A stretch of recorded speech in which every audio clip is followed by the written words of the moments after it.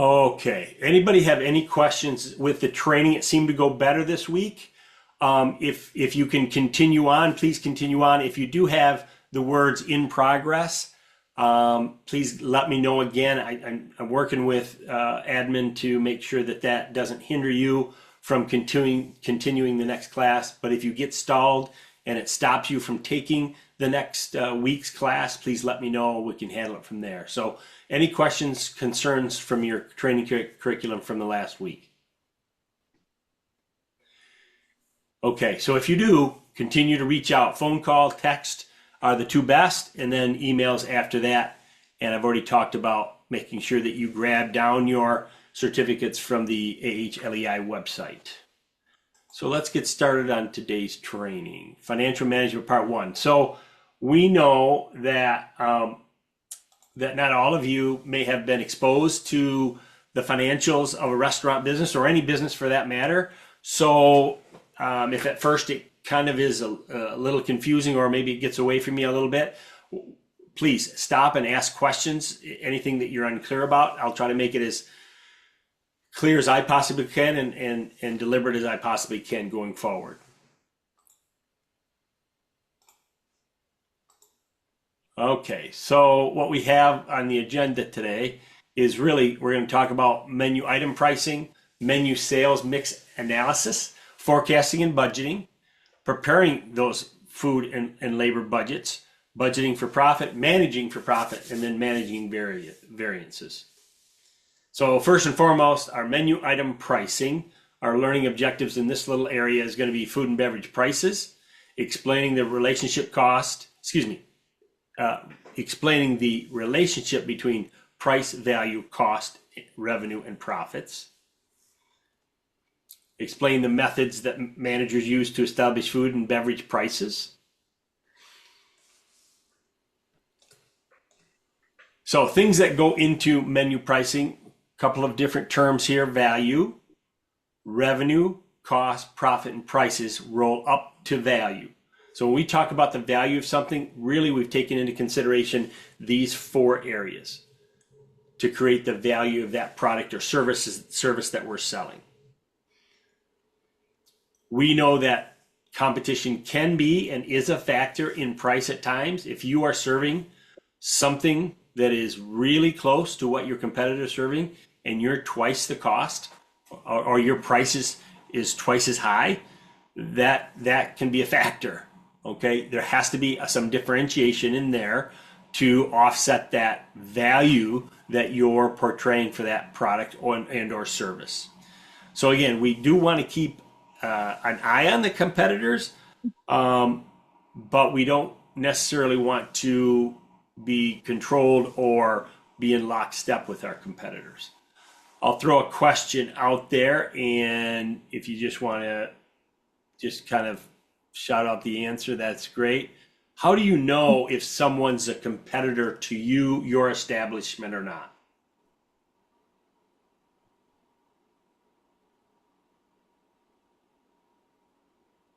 Anybody? Did somebody say something? How do we know if somebody's a competitor of ours? What kind of things that they possess or not possess? Same type of menu. Same type of menu, right? Exactly. That's one thing. What else is there? Oh, stuff's coming in the chat now. Sorry about that. Serving similar items, right? Similar type of restaurant. When you say, Cayman, when you say they're similar type, what do you mean by that? Like if it's fast food, that it's the other restaurant's also fast food. Nice. Good. Anything else? Similar pricing or category? Category, Adam, meaning what? Kind of the same thing as Cayman said. So Okay. it could either be, if you're a sandwich shop, it might not be the exact same menu. One might be quick serve, one might be more casual, whatever, but you're serving similar types of items, or it could be to catering places, similar types of establishments like that. For sure. Same types of foods. Certainly your decor could be somewhat similar, that type of thing. I think most of you, when you walk into kind of a quick serve fast food type of establishment versus a high level of a dining establishment, you know the differences, right? The decor, the type of seating, the ambiance, all that kind of stuff comes into play here. When you're looking at competitors, you really want to compare closely apples to apples if we can. There's going to be subtle differences and there could be non-subtle differences. We want to make sure that we're, pricing something out by running fair comparisons. Good. Your menu selection really is going to include that pricing, the value for that, the service level, which we've kind of talked about, the decor, and certainly your reputation, what you've established, how long you've been in business, those types of things. And sometimes the owners carry that reputation too, right? So an owner may have started out some time ago with, a certain type of restaurant, but now they're a multiple unit owner of different types and styles of restaurants. And so the word on the street is that if anything's owned by this owner, that they, depending on the type and style of the restaurant, they have a great reputation and they're going to give you a big value for your dollar. Okay. So what we really want to understand is how all these things run together, and really when they're running together, how we walk that tightrope. Okay. And so we're going to use revenue, costs, profit, and prices, and we're going to talk about a couple of things here: our contribution margin, and of course our menu price. So we've already talked about our competition, and our competition, many of the things that we have to kind of compete on are things like our value, our service level, pricing, reputation, menu selection, and decor. So that kind of runs into it. And then when we start talking about some pricing methods that we're going to use, we're going to talk about that contribution margin method, and then food cost percentage method, a couple of different things. And then there's also the Q factor. And does anybody know what the Q factor is? Quality? All the extras. Yeah, good. Is that Jamie? Yes. Jamie, what are all the extras? You have to take into consideration oils that are used. Trying to think of the examples. Spices. Yeah, spices. All the other little seasonings extra that stuff. we do. Yeah, great answer. So all the extra stuff that you typically don't price out, but you have to have some sort of cost because that cost can get away with you. And so we kind of lump that together and call that the Q factor. It's all that other stuff in there that we have to make sure we put in the pricing of our menu. Otherwise, it starts leaking out from what we price it out as. So good job. So I'll caveat everything that I'm going to say, and what we're going through today is kind of the manual method. Many of your point of sale, that's what POS stands for up here in the left-hand corner, POS systems. A lot of your point of sale systems are going to have all these formulas and all this data in it so that you don't have to be as, you don't have to do it the old-fashioned way on paper. I mean, it's always good to know that, to double check yourself, that kind of thing. But again, we want to make sure that when we're starting to do some food costing and understanding, what's going on in our own establishment, that our point of sale system is going to have the most up-to-date data. Okay. So our food cost percentage method, we really use that historical data in our point of sale systems for calculating. Our contribution method, a little bit more steps involved. We have menu item food costs, additional information, number of customers, and then the contribution margin menu price and that type of thing. And then here's, of course, our Q factor. How do you account for extra items like lemon slices, and how can you charge for them? Because not everybody gets lemon with their fish or with their drinks and those types of things. So most of these operations will roll price of extras in the cost of each entree. So there's always an allowance for each entree, and that is called the Q factor. Questions, comments here? Okay. We're going to get into a little bit of types of costs. We'll get into the percentage and the contribution margins later in this session, and probably the next the number 2, the second session as well.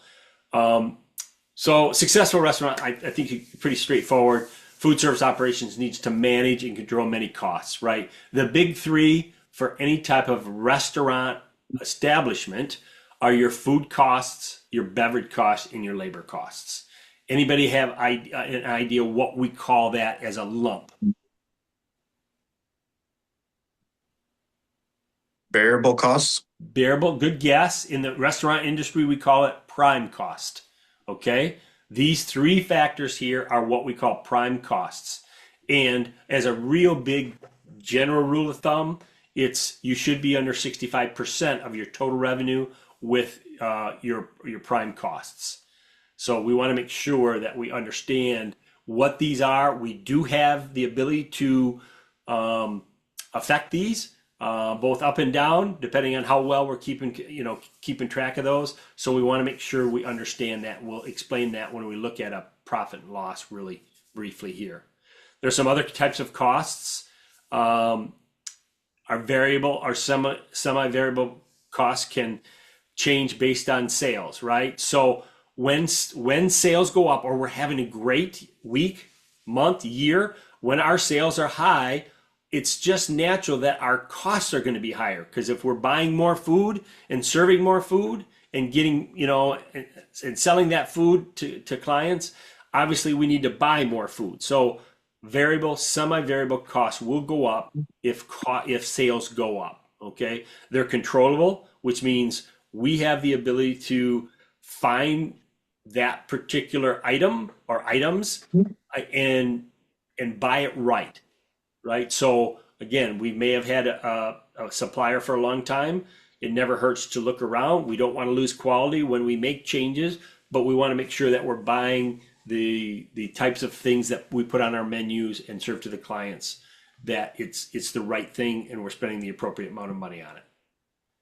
Overhead costs is a fixed or non-controllable cost. So this just means that it's paid regardless of whether the operation is selling like it's never sold before, or it's actually losing money. So these fixed costs do not change based on the operation sales at all. And those could be things like utilities, marketing, some employees' salaries, and those types of things. So some of that stuff is fixed cost, and we can't do a lot about that.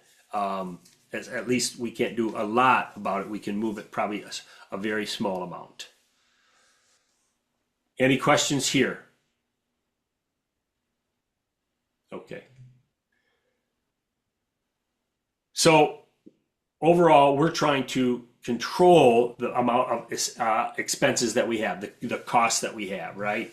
So we know that every business, regardless if it's a restaurant, lodging, or a tool and die maker, that every business needs to make more money than it spends, right, in order to survive. So sales, or we're going to use these 2 terms interchangeably, sales or revenue, have to be higher than your cost, at least consistently. There are some times that in many businesses that revenue sometimes don't exceed costs for a short time, but anything long-term would be problematic for that business. We call revenue is the income from sales before the expenses. So that's everything that comes in, no matter where that money's coming in from. We count that as revenue or sales, and then we subtract our expenses from that. And then, of course, the costs really is the price the operation pays out in the purchasing and preparation of its products or providing of its services. Okay. Any questions, thoughts, comments here? Okay.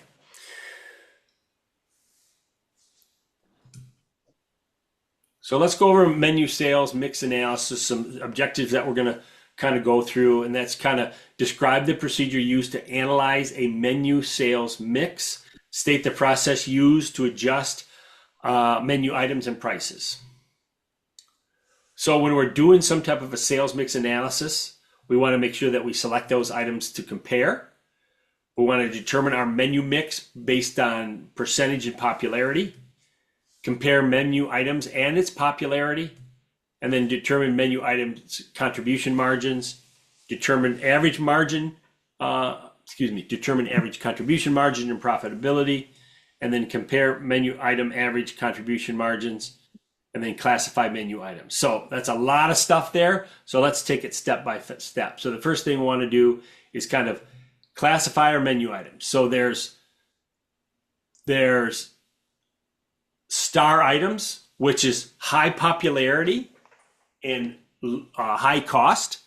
Those things move really well because they're popular and they're the most profitable items on your menu. Then you have your I'm going to drop down all the way to the bottom. So your low, that's your dog items, and that is low popularity and low profitability. So we have to do something with that because, again, it's just sitting on the menu and it's not doing any of us any good. Your two in the middle, though, the puzzle, right? Low popularity, but high profitability. So how can we fix that one? And then our plow horse would be something like, and I don't want to stereotype anything here, but it could be like your burgers and that kind of stuff, or one of those dishes that your particular organization does well.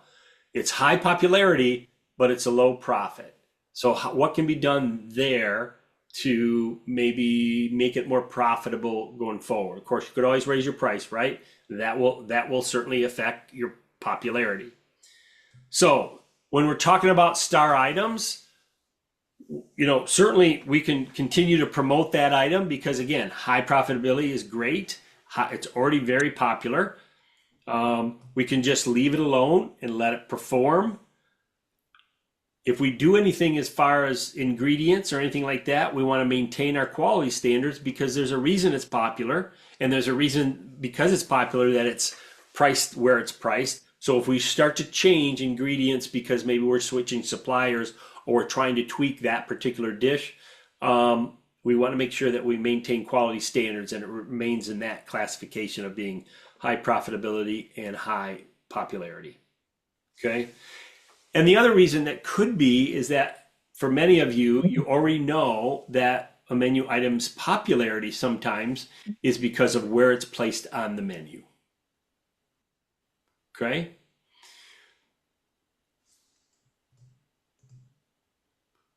So going to dog items. So we need to make a decision, right? This menu item has been on here for a while, but we have enough data. There's been enough time that has passed that, you know what, we know that this product is just not getting it done. It's not very high profitability, but it's not very popular either. So we can either eliminate or replace it. We can try to increase the profitability of that item so that when somebody does order that it's a bell ringer. But again, we need to take a serious look at those types of things that are menu that don't score well in either type of column. And then here's the two plow horses and puzzles, right? We could remove some of our plow horses and puzzles. Removal is an option, and we certainly can replace with a new item. We can replace the dog items with new items as well, right? And it certainly could affect some of the other items on the menu. So those are some things that we have to really understand when we're talking about our menu items going forward. Does anyone have any additional thoughts on menu items, where to place them, how to price them, that type of thing?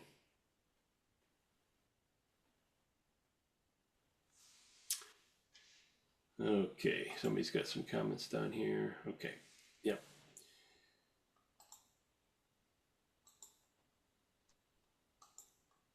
So let's move into forecasting and budgeting basics. Okay, we're going to talk a little bit about explaining the purpose of operating budgets and forecasts, and then we're going to have describe restaurant budgeting and forecasting methods. Explain how to forecast revenue and expenses going forward. So what you see up there, and I'm going to actually bring over just a simple profit loss statement. Where'd it go here? Okay. I may have to do this here. There we go. Let me see if I can move that to the screen. Just give me a yes if you can see the simple profit and loss statement that I'm putting on. Oh.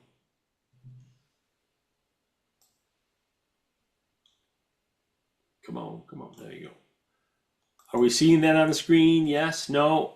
Yes. Thank you. Yes. So basically, this is what we call a simple profit and loss statement. Above the black line is all the revenue that comes into a business. Everything underneath that first black line is what we call direct costs or cost of goods sold. So every time we sell something, we know there's a cost associated with that. That gives us some gross profit, which we'll talk about a little bit later. And underneath the second black line, so we got revenue at top, that's plus. We got some expenses, some variable expenses called direct or cost of goods sales. And then down here we have what we call operating expenses or indirect costs. Things like your salaried labor, your rent that you pay for the building if you don't own it, utilities, marketing, office supplies, and insurances, stuff like that. So that's about as basic as I can give you going forward on that. Some of the other ones can include, let's see if I can bring that other one up. So that one was there. So a restaurant, we have a little bit different configuration because we want stuff kind of sorted for us. So here's a restaurant P&L format. We have sales, and then we categorize things out. Our food, our beverage. We even get into the weeds a little bit on what type of beverages because we kind of want to know that, right? So to separate, see how well things are doing at a glance. So during a certain period that we can take that liquor, beer and bottle and draft and wine and those types of things. And then other operating income, such as if we have a banquet room rentals or equipment or different size service charges, a vending machine, a catering business involved in that type of thing. As we move down, our cost of sales, that was our income up at the top. Now we have to separate out our cost of sales. So our food, our beverage, and then labor. And then very at the bottom, what we do is we put in one more line and we call that the prime cost. That's the total of all three of those costs, food, beverage, and labor. So again, at a glance, I can see what percentage I'm at. And maybe your organization has a certain percentage for prime costs that you're trying to be at. Or maybe you break it down into all three categories, which is your food, your beverage, and your labor, and maybe you have tight controls on that. It just depends on your organization. Overall, rule of thumb, under 65%, you're doing really good. Okay, and then all of your other controllable expenses underneath that, as you can see, many different categories underneath that, and then of course your overhead or your controllable costs, non-controllable costs down at the bottom. Questions, comments, thoughts there? Okay, so that's what that kind of represents up there is an operating budget from our sales, our cost of sales, and our gross profit, or our expenses on there. So our operating budget is a financial plan really for a specific period of time. So we can pull one for a year, we can pull one for a quarter, we can pull one for the last 2 weeks, just to give us an idea on what's going on from year to year. Because we may not want to pull one from the last 2 weeks, and compare it to the 2 weeks before that. We may want to compare this time frame this year to the same time frame of last year. We want to see how well we're doing from previous in historic situation.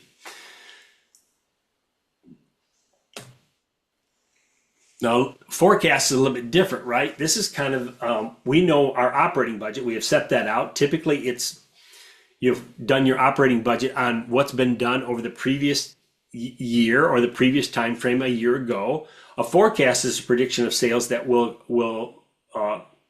costs that will occur. So maybe you have some upcoming event that's coming in, or surrounding communities have an upcoming event that will affect what's going to happen at your establishment, whether it's a hotel, whether it's a restaurant, those types of things. We have to take that in consideration. So the difference between an operating budget is really kind of comparing and contrasting what happened a year ago and scout that out. But also, once you get the budget done, then we need to forecast about, is there any extra things that will happen that we need to understand? How to do that really relies on your historical data, right? Holidays that happen in a certain time, within that certain time period. Is there any upcoming construction and those types of things that might inhibit traffic to your operation? There's seasonal businesses too. And obviously we need to understand that in some of your resort towns. Just pick one, Traverse City, their data is not going to be as robust as far as showing, as much business in the wintertime as it does in the summertime for obvious reasons. So again, you're going to rely heavily on that historical data, but as somebody in charge of the financials, this is something you want to work into your routine. What are some of the things that are happening? Maybe a venue that is a conference venue has a few high-level conferences coming up for a certain time frame, and you want to be in the know. We got to make sure that we have enough supplies, food, staff on site so that we can handle those requests going forward. So the most common food service revenue forecasting techniques are based on a number of customers, how many customers we think we're going to get, and then we're going to use the average sales per customer. So again, don't have to figure that out manually. Most of the times your point of sale system is going to have that. And this is not much different than any other business out there. Depending on the business, we really get down to a number like average sales per customer. In my trades businesses that I coach, we want to understand the average revenue per project, because now we can start to base our forecasts off that. If we increase our marketing, how many more projects at what average sales per project, and how many more people are we going to need to be able to staff it properly, have more materials, and those types of things. So again, all these things kind of work together.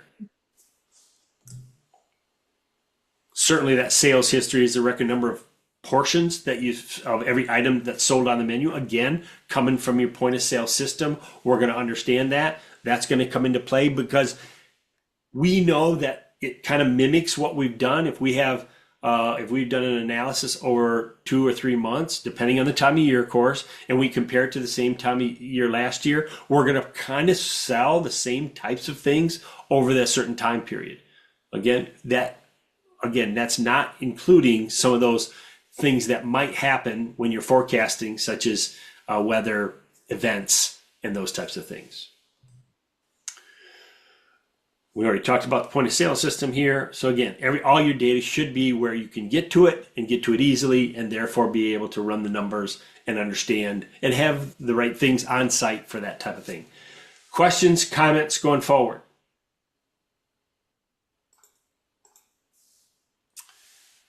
Right? Businesses must make more money than it spends. We know that these 3 areas, food costs, beverage costs, labor costs, each have components that are related to sales levels. The opposite is true too. If we're not selling a lot, our food, beverage, and labor costs will go down. We have to make sure that we understand that, and as best we can, budget and or forecast for that as well. And then really is that operating budget, the financial plan over that specific period of time. Restaurants tend to really look at the shorter 2 weeks at a time, maybe even less than that, where some of the other businesses that I coach and manage, they don't have to look at it as tightly, but with the restaurant and the hospitality business, it's a little bit different. And so we've already looked at that P&L. It's really that compilation. It's a history, right? It just kind of shows a specific period of time that shows whether an operation has made or lost money. We can use that tool to our advantage with our forecasting. But again, it's a very valuable tool, but it is just a history of what's already happened. There are a couple of different types of budgets. There's your short-term budgets and long-term budgets. What information must be included on it? We've already talked about some of this, right? our expected revenue and estimated profit loss, right? That's our forecasting. But our short and long-term budgets would be weekly, monthly, twice a year, and then an annual type of budget. Short term really could be weeks to months in the future. If food costs go up, we need to check the variance or the difference reporting so that we understand what's going on. So we need to keep a close eye on that because things can change drastically. If we have a snap of terrible weather, especially snow, that could drastically affect people coming in and dining at your establishment. So again, we need to stay on top of that and go make sure that we're on top of it. And then our long-term budgets could be 3 to 5 years. We do have some of that as well. Some of that is forecasting. We're trying to look into a crystal ball, and that should change over time based on a number of different variables. These long-term budgets could include things like capital expenditure budgets, right? Large purchased items such as a new walk-in cooler if one happens to be getting older. Certainly your capital expenditures, things like new roofs, a new parking lot, a new addition. So that can include money, property, and equipment, right? Items that cost more than a specific amount,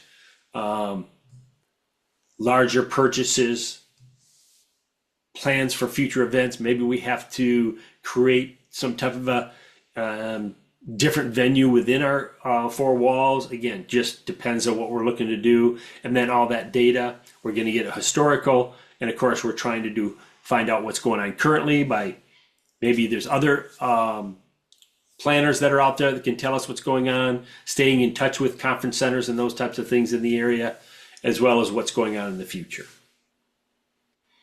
Questions, comments, thoughts on all that information? So it's tempting to divide our budget into 52 equal weeks, but we know that's not how it works. We have ebbs and flows, seasonal business, business on some holidays like Mother's Day that get a lot of people visiting restaurants and that type of thing. So again, we have to make sure that we're managing and staying on top of the different variables that go into the restaurant and or lodging business to understand it the best. So we know that our revenue forecast, really, it's just the prediction of what's happening going forward, whether that's a week, month, quarter, or year. So we do want to take historical and current events, right? Prediction of what's needed in that future. Will you expect it to increase or decrease? Because it can decrease as well based on a number of different factors. So we have to really understand what's going on in and around us to make sure that we're managing that effectively. We can also affect our increase or decrease by our marketing budgets, right? So maybe we have planned marketing and promotion data that will help us, and then we'll plan accordingly. We put some marketing thing into play. We're doing some type of an event or promotion within the restaurants and those types of things. Again, that's going to affect some of the forecasting that we do. But we know that our forecasts and budgets are the baseline, and from there, based on what we have planned for the year, could affect anything in the budget. So some of that stuff that we've already said, certainly in these events, these promotions that you might be putting on, maybe competitors have an effect. Maybe there's a new competitor that might have moved across the street or is offering something that's a little bit different that could impact the people visiting us versus them. The local news, maybe if they've said, and this may not affect where you guys are specifically, but in larger cities, local news, they say that there's been a rash of break-ins in a specific area, and now you're in that specific area, and guess what? You're not going to have as much people visiting your establishment and that type of thing. We talked about the weather, again, snow, any type of bad weather will affect that. If we know that a big storm is brewing in, that's going to dump a lot of snow on us. Maybe that's something that we need to take care of. We have to talk to guests and that kind of stuff to understand, maybe something that they're planning or that's coming into the area that we don't know about. Again, trying to stay on top of that. It becomes easier the more you do it, but again, there's a lot of things involved when we're trying to do a revenue forecast going forward. Any questions, comments, thoughts here? Okay. I have 1:41. It is break for, let's do 10 minutes and then we'll come back.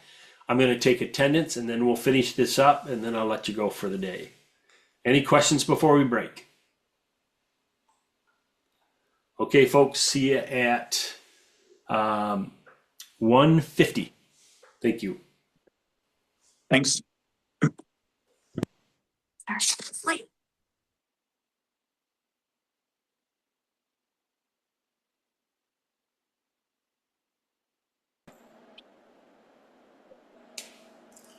Okay, let's move on. So, preparing food and labor budgets.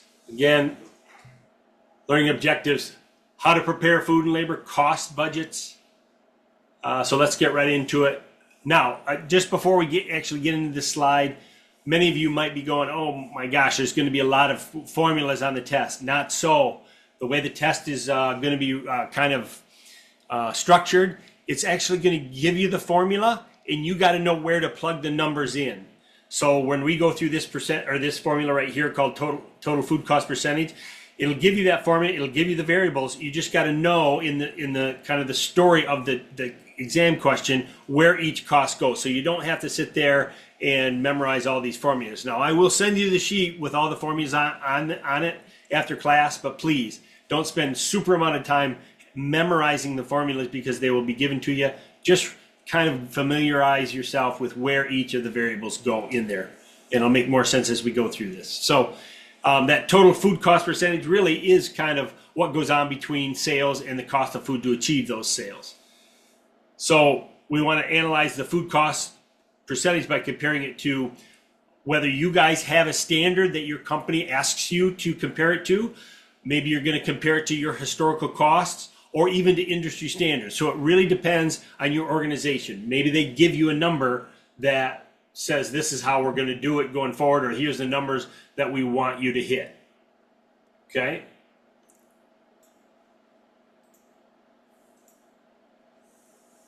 So the formula is pretty basic. It really is to determine the percentage, you divide the total food cost by sales. And that will give you your food cost percentage. So total food cost divided by the sales of the food is your food cost percentage. Pretty easy there, right? Food cost is that variable cost, right? So it should increase or decrease in direct proportion to an increase or decrease of sales. That is, if everything else is the same. So again, we want to make sure that we're looking at that. If something is out of whack with that, if you are in charge of this somewhere down the road, we may have to investigate. Maybe the food controls are out of whack. Somebody is not using the proper measurement tools and that type of thing. So again, this just means that it should increase and decrease as long as everything else is the same. So food percentage cost is total cost versus divided by the sales, and that's what you get. So this would be the same formula for your beverage cost as well. Total beverage cost divided by sales of your beverage equals food cost percentage. Okay. Questions, comments, thoughts here? Let's transition over to labor. Trying to budget our labor costs, right? Labor can be a semi-variable controllable cost. Not all of it, but some of it is, right? Labor costs can and is tied to sales, but not directly. So we know that operations have both full and part-time staff. Your operations must be aware of the fluctuations in their sales. That's why we went over forecasting and budgeting first, right? We have to be aware of when we're going to have more customers versus when we're not going to have as many customers so that we can staff accordingly. Okay? Got to have the right number of staff on hand to handle the customers. So it's an important part to manage function to make sure that the payroll cost is in line with the budgeted standard. We're we're going to come down to, and we'll show an example here in a second, of this is how much money we have to spend for labor during a specific time period. How do we make it all fit in? Right? It's not really difficult. It just takes some time getting used to it and making sure that you're somewhat adept at doing it. Certainly an ideal labor cost is the standard the restaurant uses to budget for its staffing need. It represents what the management predicts will happen. Again, making sure that we're budgeting and forecasting properly. Again, it's not an exact science, by the way. We're going to get better at it the more we do it, and sometimes we miss, right? So again, there's a crowd that comes in after a travel baseball game in the middle of the summer, and you're not aware of it. They happen to stop by, and here you are. Now you're scrambling. Again, so sometimes you can be pretty accurate with it until somebody makes a decision to stop by and that type of thing. So you're going to see a lot of numbers here in the next page or so. Just kind of stay with me. So if we're going to forecast labor costs, right, we want to calculate the total available labor dollars. How do we do this? Well, we did a budget and a forecast. That's the amount that we are given for that specific time period based on a number of factors we've already talked about, right? We want to subtract the cost of benefits and deductions, which we'll talk about here in a second, subtract our fixed labor costs, distribute the remaining labor dollars among all of our hourly positions. And this is where the variableness of it comes, because the other things above that in 2 and 3, these are costs that they're the same regardless how much we sell. So budgeting cost of labor divided by our revenue forecast equals our labor cost percentage. Again, maybe some of you guys might be heads might be spinning right now, but again, these formulas will be given to you, but we want whatever we've got as far as our budget versus what our revenue forecast is our labor cost percentage. So we have that percentage, right? We also have a sales forecast times our labor cost percentage that we just figured out, and that will give us our dollars available for the labor for that specific time period, probably for the next day or the next week and that type of thing. And how do we distribute that, right? So an example, maybe we have our sales forecast for the day is $24,000 times our labor cost percentage. That means our dollars available for labor is 6,720, and now we need to distribute that properly. First of all, we have to subtract our benefits and deductions, which is our labor, taxes, health insurance, expense, employee meals if there are any, and that type of thing, any vacation time, and then sick leave.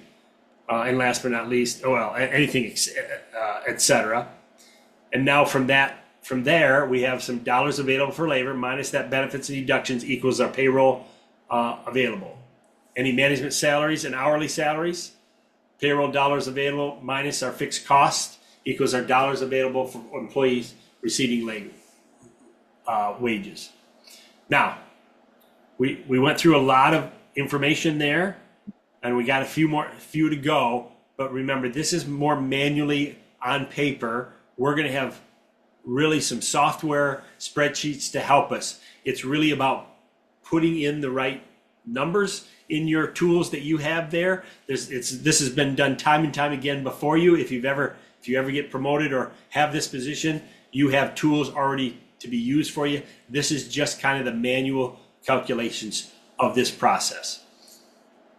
So again, on the exam, you'll get this formula, and it'll say, if we have a sales forecast of $24,000 and we have a labor cost percentage, what is our dollars available for labor? And all you have to do is plug in the numbers, not memorize the formula.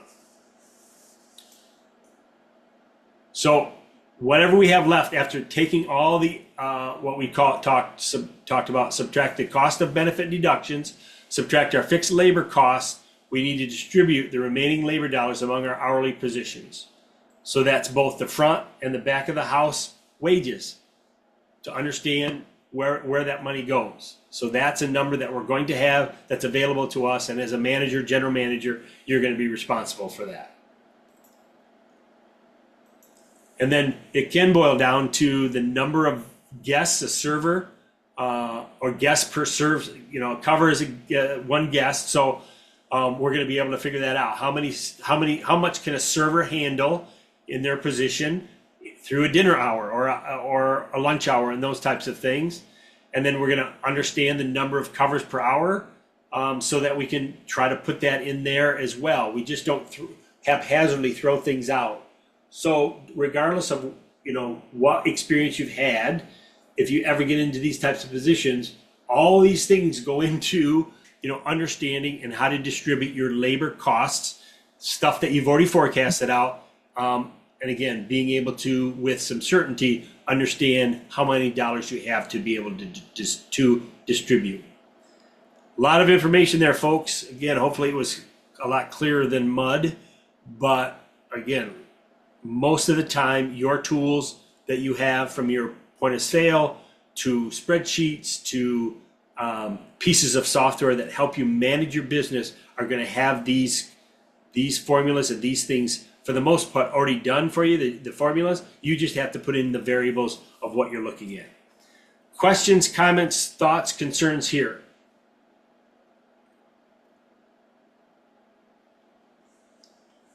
Okay, moving on. So now, we've got all those dollars. We want to make sure that we're budgeting for profit. So learning objectives for here. We want to explain the importance of accurate budgeting as it relates to profitability, because the closer we can get to budget, we're going to show our profit that we've budgeted on our P&Ls as well. We certainly want to understand the average number of customers. We're not going to get it most of the time right on the button, but we want to be close. And the more we do it, the better we'll be at it. And then break even. How many customers have to come in, or what's the amount of sales that we have that we know that we're now breaking even and we're entering into the profit, being more profitable than not being profitable. And then we're going to talk about calculating throughput and flow through. So variable fixed expenses, of course, we've talked about this before. Those fixed expenses are on the screen here. All the things that, regardless of what we do, these things are coming every month. Somebody made a decision to lease the building. Somebody made a decision to take out loans for whatever reason. Marketing plans in place. We got to pay for those. Administration, your bookkeeper, and those types of things. Your attorneys. Those are all things that have to be paid. Some fixed salaries, and of course your minimum hourly costs as well. Some more things that come into the break even is that we know that variable expenses are expressed as a percentage. They go up and down with sales. They can be things as linen costs, some things that you may not realize. The more tables you see, the more covers you have, you're changing tables out quicker and sooner, and maybe you have linen go over your tables. Okay? Energy costs, more food to cook, more higher energy bills. And we want to make sure that we have as much control over these costs as possible, and that includes hourly labor as well. Okay, what can you influence? Controlling the food costs. There's made decisions as somebody who purchases food that can make, but you're in a very important part is that you don't want to make too many mistakes here with the value and quality of the food.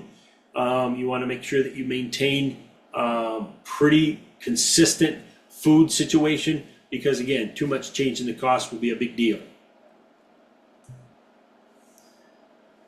When we're scheduling people in and out, we can certainly save energy with that schedule. We want to try to manage some trade-offs if we can, be as proactive as we can to make sure that we're handling these expenses properly. When we talk about taking a variable cost percentage, we're looking at a gross profit margin, and that's extremely important because what we try to maintain is a decent gross profit margin based on the restaurant business, based on your type of restaurant and business, or the lodging business and what type and level that you're at there. So we're always trying to compare and contrast on how well we're doing with others, but also how well we're doing compared to ourselves historically.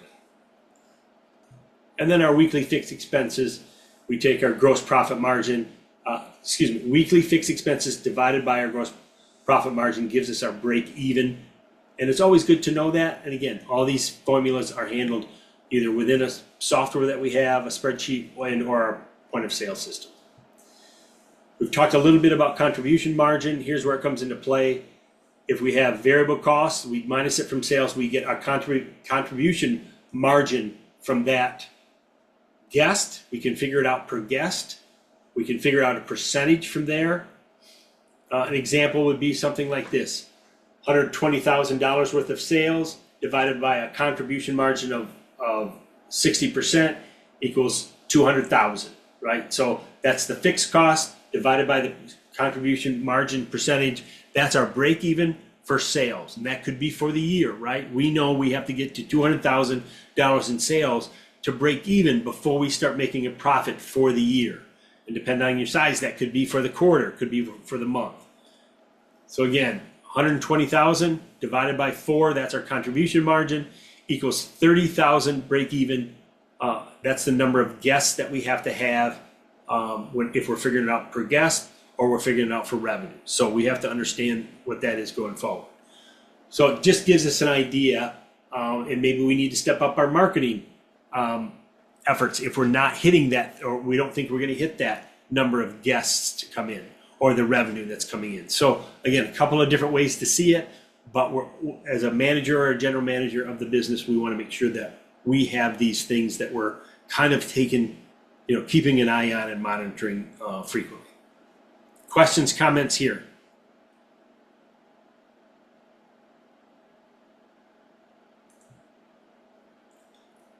So again, graphically, you see what we're doing there, but here's an example of some things we just kind of want to look at. We have a place, all these things are variables or things that happen, in our establishment, right? We have a certain seating capacity. We have a certain seating efficiency, and all that is at any one given time, how full are we during a certain time period? So maybe it's the lunch period. If we have a seating capacity of 100, are we at full capacity, or are we somewhere underneath that on a consistent basis? We also want to make sure that we're measuring how fast we turn a table, okay? And again, we've talked about this, the average sale per guest. Want to understand what that is, because that certainly helps understand when we get to the end here, called the throughput target in dollars per hour. Okay, so if we're forecasting this out, which our point of sale system or another tool that we have can do this for us, let's look at an example. So if our restaurant has 110 available seats and we're only, and I shouldn't say only, 90% is pretty good, we're 90% capacity. We turn the tables once per hour, and our average bill, our average invoice per client is $19. We know that we should be taking in $1,881 per hour. That's our throughput. So we're starting to understand that there's many variables that go through here. And remember, we forecasted this. So when we're done with that evening or that week or that month or even that quarter, how well do we do versus our forecast? And if we're very far off, why? Why were we so far off? But these are some of the calculations that help us understand that going forward. Questions or comments there? Another thing is throughput, and really throughput, just did throughput. This is flow through. Really where some major differences can take place is a manager that's very good at this is that flow through is when you have sales increase, but your costs don't increase in line. I'm forgetting the word that I want, with respect of sales. So it doesn't go up the same percentage. Somehow we've been able to manage costs and increase sales. Costs relatively stay the same. So they don't move lock and step. It's difficult to do at times, but the great managers can get that done without demeaning morale of staff, sacrificing the quality of food and those types of things. But it's a very good skill to have, and it's learned over time. So with all of the things, break even, will affect our profit, our throughput, as well as our flow through. We know profit. All these things really have an effect on the bottom line profit. So it's something to kind of keep our hand in. Again, you get help with this. You don't have to do it all on paper going as far as that goes. So we talked a little bit about these, the profit and loss. Really, it's that historical thing. Keeps track of all the things that we've done, plus other things, right? Determines area of where adjustments can be made. Because again, if we see a red flag in when we budgeted and when we get the actual profit and loss, and we're going, boy, those two don't match. In fact, they're very far off. We can take a closer, deeper dive into that and say, okay, was it just an error? Somebody input the data in wrong, or was there an issue? Maybe we forecasted too much labor. We should have sent somebody home, or that type of thing. Again, without sacrificing the quality of the service and or the quality of the food. Okay, so again, bottom line, our profits, we need to be profitable. That means our sales need to be more than our costs. So continue to managing for that profit. We want to describe how those profit goals affect daily management activities, explain why managers compare actual results against the budget, and then calculate any differences or variances in the variance percentages. So we've prepared that budget, and now once we get one of those time frames done that we've budgeted, whether it's every 2 weeks, month, or quarter, now we want to compare that actual to the budget numbers. And if there's differences, either higher or lower, we need to understand what those are. Now a lot of times those will show up as red numbers if they're outside a certain percentage or a number. So we want to make sure that we're taking a look at that. So we don't want to look at the PL every minute or every day, but we do need to take a look at it when new data comes in, just so that we can identify those variances. Okay? And then once we see that variance, what's causing it? Because again, it could be something small, but it might not be. Document these findings, because we might find a pattern, and sometimes patterns lead to finding out solutions. So maybe we've got a theft situation going on because our variance has been consistent over a time frame.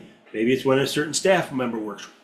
Again, that could be a solution to an issue, but there's many other variables as well.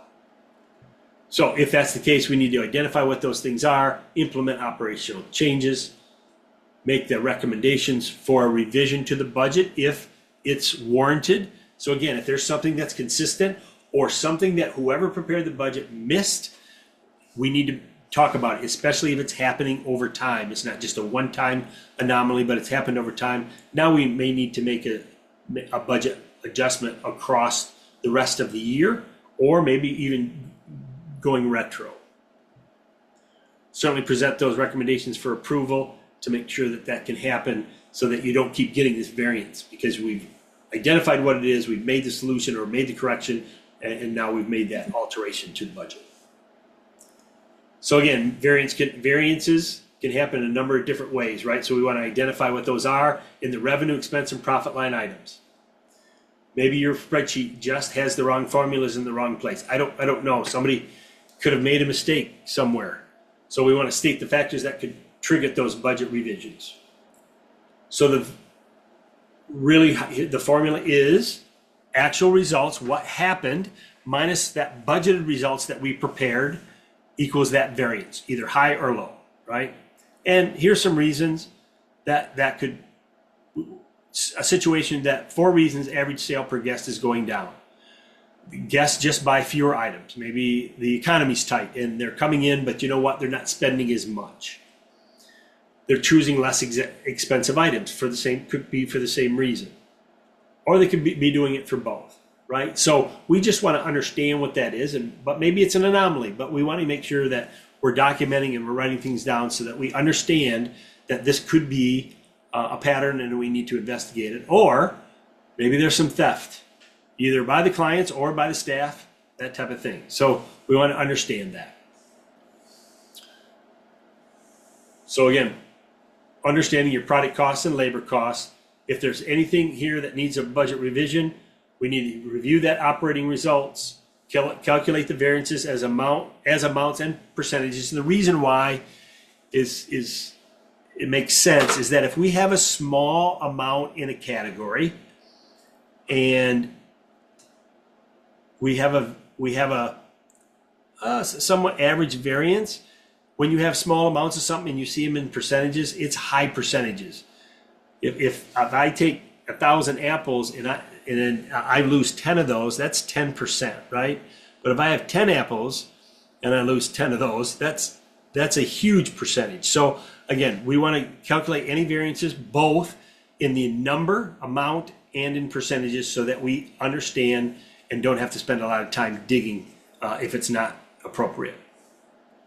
And then we really need to review historical industry data to see if it matches, to see if it's happened in the past. And again, both this is historical by going back in the current weeks, months, and then going back a year, 2 years, 3 years, that type of thing. And then any other industry data as well. We want to understand any revenue in and the expenses that are going out. If there's any budget revisions, changes to income and expenses, we want to understand the opening or closing of a competitor, if that has some effect. Fixed or controlled expenses, what's happening there. Financial resources, financial reporting, again, could be simple as errors. Was there a service style change in the restaurant, or was there a major decision made that now is making huge changes in the profit and loss or the financials that we're looking at? So any questions or comments before we move on?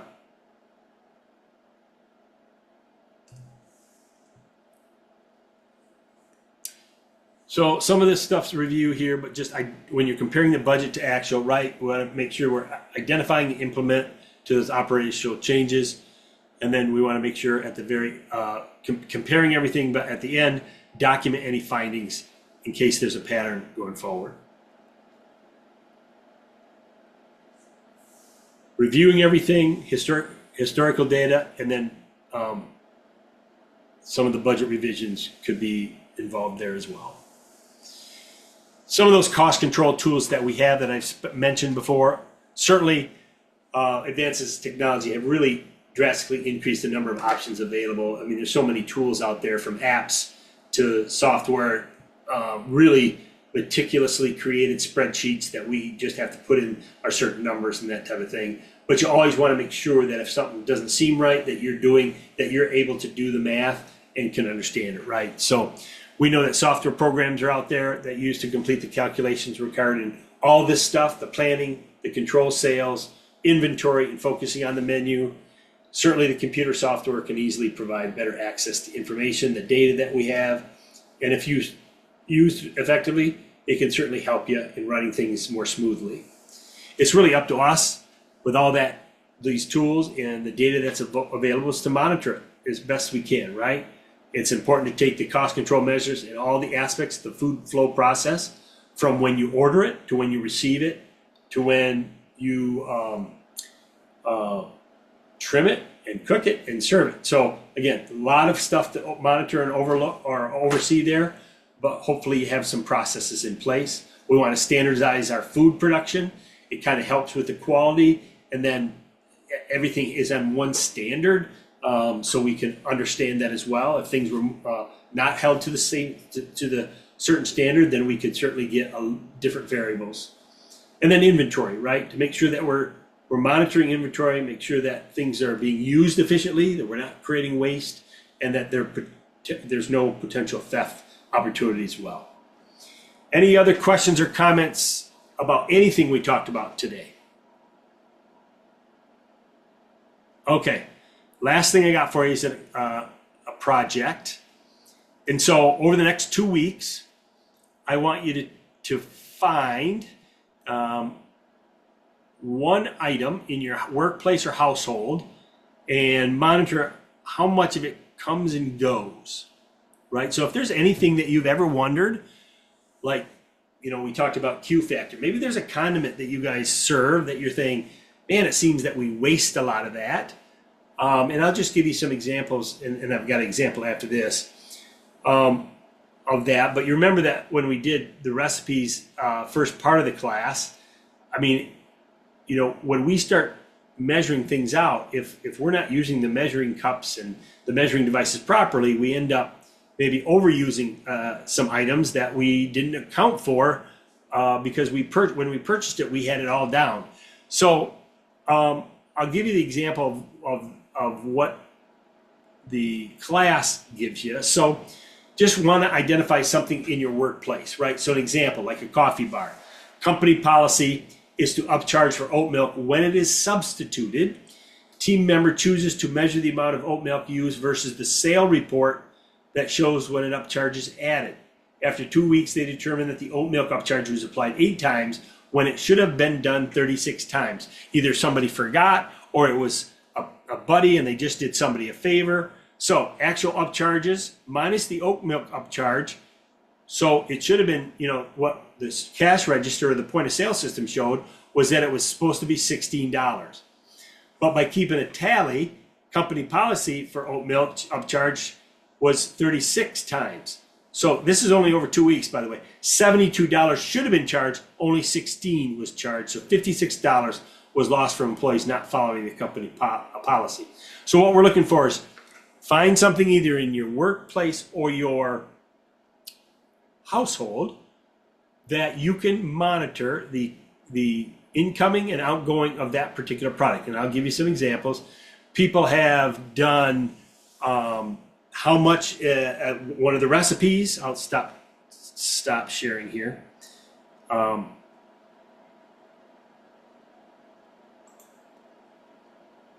Somebody has shared one of the recipes that they've done, how much did it cost to prepare that recipe one time.